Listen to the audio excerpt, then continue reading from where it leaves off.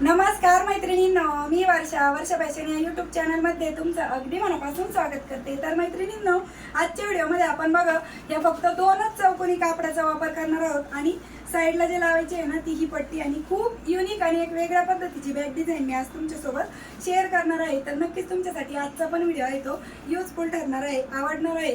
तर please please please व्हिडिओला like करा, शेअर करा आणि लाईक केल्यानंतर हाईपचे पॉईंट पण देत चला आणि नवीन असाल तर आपल्या चॅनलला नक्की सबस्क्राईब करा। तर चला सुरू करूया आजच्या व्हिडिओला।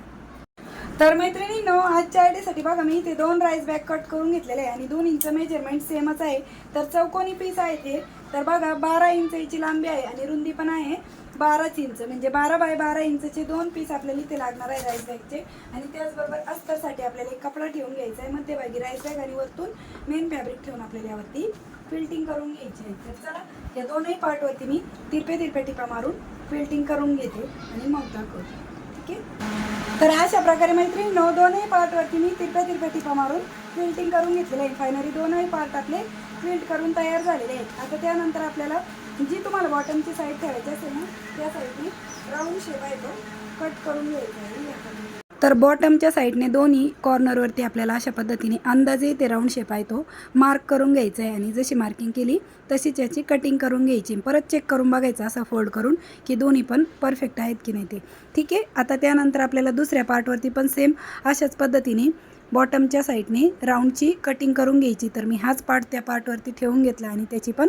कटिंग करून घेतलेली आहे, ठीक आहे। आता या पद्धतीने आपल्याला ह्या तीन बाजूचं माप मोजून घ्यायचं आहे किती भरत आहे ते, आणि त्यामध्ये आपण 2 इंच एक्स्ट्रा घेऊ। तर माझं इथे 33 भरत आहे, तर मी 35 इंच लांबीचा एक क्विल्टेड पीस इथे रेडी करून घेत आहे। बघा याला पण सर्वात खाली अस्तर, मध्यभागी राईस बॅग आणि वरतून मेन फॅब्रिक ठेवून क्विल्ट केलं। याची लांबी आहे बघा 35 इंच आणि रुंदी आहे 3 इंच, ठीक आहे। आता जिकडनं आपली ही जी अशा पद्धतीने फोल्ड करायचा, अगोदर मी 4 फोल्ड केलं, त्यानंतर सिंगलवरतीच दाखवते बघा। इथे 1 इंचाची फोल्ड केली आणि खाली तुम्ही 3 ते 4 इंचावरती अशी तिरकी लाईन आहे ती ड्रॉ करून घ्या, म्हणजे कडेने अशा पद्धतीने थोडासा निमुळता आकार तयार होईल। आणि दुसऱ्या साईडने पण सेम त्याच पद्धतीने कटिंग करून घ्यायची, म्हणजे आपल्याला इकडचं जे अंतर आहे ते आता 2 इंच मिळालेलं आहे, ठीक आहे। या पद्धतीने दोन्ही कडेचं आता कोणत्याही एका पार्टवरती तुम्हाला 2.5 इंच खाली एक मार्क करून घ्यायचं आहे। इथे आपल्याला वरचं पॉकेट अटॅच करायचं आहे त्यासाठी।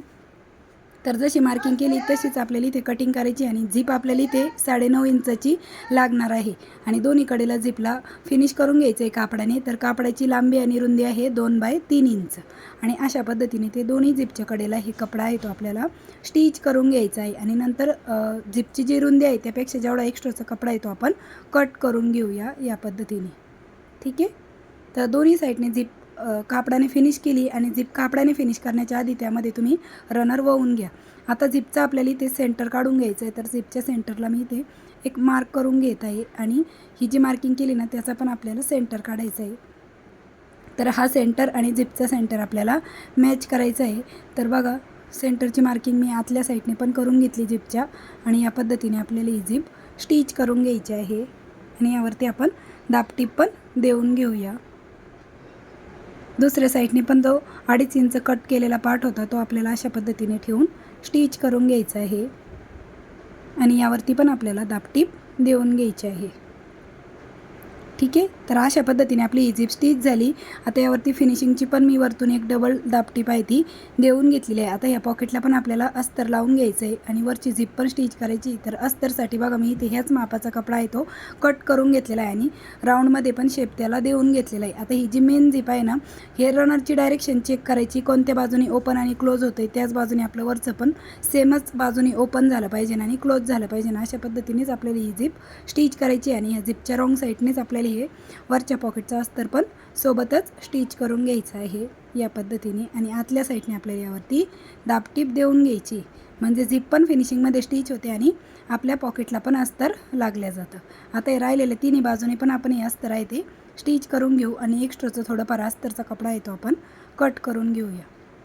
तर बघा या पद्धतीने आपलं वरच्या पॉकेटला अस्तर आहे ते लागल्या गेलेलं आहे। आता ही जी मेन झिप आहे ना त्याच्या दुसऱ्या साईडने आपल्याला परत हा क्विल्टेड पीस आहे तो स्टिच करून घ्यायचा आहे आणि यावरती पण दाबटीप द्यायची। पण हा जो कपडा जास्तीचा दिसतोय ना झिपपेक्षा तो मी कट केला आणि इकडनं पण आपण दाबटीप देऊन घेऊया। आता यामध्ये पण आपल्याला रनर वाहून घ्यायचं आहे. तर झिप मी 5 नंबरची घेतलेली आहे, तर रनर पण आपल्याला 5 नंबरचंच लागणार आहे. आणि या पद्धतीने रनर आपण वाहून घेतलेलं आहे. आता एक्स्ट्राची झिप आपल्याला कट करून घ्यायची आहे, ठीक आहे. आणि त्यानंतर मैत्रिणींनो, मी इथे रेडीमेड बेल्ट आहे ना, तो कट करून घेतलेला आहे. बघा, माझ्याकडे अशा पद्धतीचा रेडीमेड बेल्ट आहे. तुमच्याकडे नसेल तर तुम्ही याच कापडाचा बनवला तरी चालेल. तर याची लांबी तर 2.5 इंच लांबी आहे आणि रुंदी आहे 1 इंच. आणि याला दोन्ही साईडने आपण चटका देऊन घेतलेला आहे मेणबत्तीवरती, म्हणजे ते रेडीमेड बेल्टचे धागे वगैरे निघत नाही. आता त्यानंतर मी इथे अशा पद्धतीच्या गोल रिंग घेतलेली आहे. तुमच्याकडे जर डी रिंग असेल तर तुम्ही ती घेतली तरी चालेल, पण माझ्याकडे गोल रिंग अवेलेबल होते म्हणून मी ती घेतलेली आहे. ही तुम्हाला 10 रुपयाला कुठेही अवेलेबल होईल. टेलरिंग मटेरियलच्या दुकानामध्ये जरी तुम्ही म्हटले ना गोल रिंग द्या बॅगला कडेला लावायची, तर मिळून जाईल, ठीक आहे. तर या पद्धतीने दोन्ही साईडने आपण हा बेल्ट आहे तो स्टिच करून घेतला. आता त्यानंतर बघा, आपण हा जो साईडचा पार्ट रेडी केला ना, तर तो जो आपण 2 इंचचा भाग होता ना निमुळता, तर तो बघा आपल्याला अशा पद्धतीने स्टिच करायचा आहे, बरोबर मेन झिपवरतीच, ठीक आहे. आणि दोन्हीकडेने थोडं अर्धा इंच पार्ट मी ओपन ठेवला. आणि त्यानंतर लगेचच आपण ही साईडची बाजू आहे ती पण स्टिच करून घेऊया. अगदी स्टेप बाय स्टेप दाखवत आहे मैत्रिणींनो मी तुम्हाला, ठीक आहे. आता इथपर्यंत आल्याच्या नंतर तुम्ही बघायचं इकडं आपला किती कपडा एक्स्ट्रा होतो आहे तेवढी मार्किंग करून घ्यायची. तर माझा बघा एवढा कपडा एक्स्ट्रा आहे, तर या पद्धतीने मार्किंग केली मी. परत इथे फोल्ड घडी 1 इंचची केली आणि ते थोडासा निमुळता आकार आहे तो कट केला, जसा आपण सुरुवातीला केला होता त्या पद्धतीने. आणि परत ही इकडनं पण आता जी 2 इंच राहिला आहे ना निमुळता पार्ट, तो आपला मेन झिपवरती स्टिच होणार आहे या पद्धतीने. आणि परत आता इकडचे पण राहिलेली साईड आहेत ना त्या स्टिच करायच्या आहेत. तर ही डायरेक्टली नाही स्टिच करायची, अगोदर दोन्ही कडा स्टिच करायच्या आणि मग पूर्ण जी साईड आहे ती स्टिच करून घ्यायची. असं केल्यामुळे काय होतं, आपला हा जो इकडचा पार्ट आहे तो अगदी परफेक्ट असा स्टिच होतो, कुठेही कमी जास्त होत नाही. दुसरी साईड स्टिच करताना तुम्ही याच पद्धतीने स्टिच करून घ्या. आणि कॉर्नरवरती आल्याच्या नंतर व्यवस्थित हळूहळूच स्टिच करून घ्या. तर अशा प्रकारे आपली ही जी दुसरी साईड आहे ती पण स्टिच झालेली आहे. आता यावरती मी पायपिंग पण करून घेते, म्हणजे धागे वगैरे कवर होतील. तर अशा प्रकारे मैत्रिणींनो, मी यावरती पायपिंग पण करून घेतलेली आहे, म्हणजे जे थ्रेड वगैरे निघणारे आहेत ना ते आपले कवर झालेले आहेत, ठीक आहे. या पद्धतीने आता आपली ही झिप आहे ती ओपन करून घ्यायची आणि ही बॅग राईट साईडला टर्न करून घ्यायची.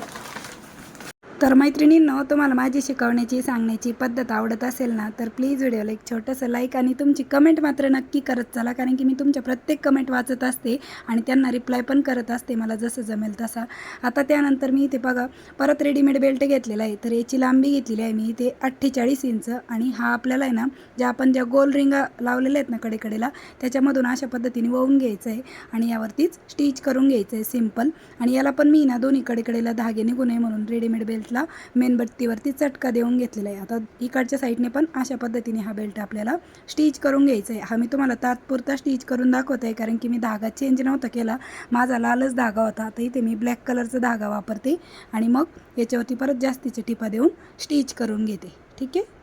तर अशा प्रकारे मैत्रिणींनो, मी धागा चेंज केला आणि ब्लॅक कलरचा धागा वापरून आहे ना भरपूर अशा या बेल्टवरती मी मशीन मागे पुढे करत जास्तीच्या टिपा आहेत त्या देऊन घेतलेल्या आहेत. आणि फायनली खूप सुंदर अशी आपली स्लिंग बॅग बनून तयार झाली. आता याच्यामध्ये तुम्ही एखादी पाण्याची बॉटल वगैरे ठेवू शकता. ही तरी मी छोटी दाखवत आहे, तुम्ही यापेक्षा मोठी पण ठेवू शकता बघा.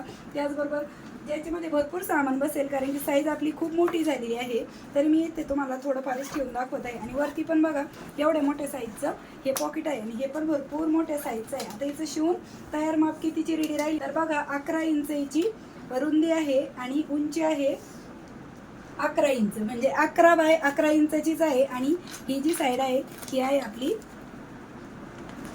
2 इंचची. तर अशा पद्धतीने खूप सुंदर अशी आपली स्लिंग बॅग साईड बॅग बनून तयार झालेली आहे. तर मैत्रिणींनो, कशी वाटली तुम्हाला आपली आजची ही आयडिया ते पण मला कमेंट करून नक्की सांगा.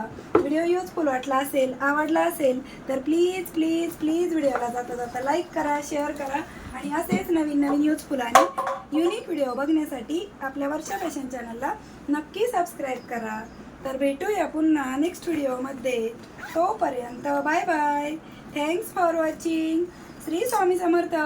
जय जिजाऊ, जय शिवराय. Bye bye. आणि बेल्ट तुम्हाला कमी पाहिजे असेल तर तुम्ही फक्त शोल्डरला कॅरी करता येईल, एवढे पण केले तरी पण चालेल. आणि अशा पद्धतीने मोठे पाहिजे असेल तर तुम्ही मोठे पण करू शकता तुमच्या सोयीनुसार.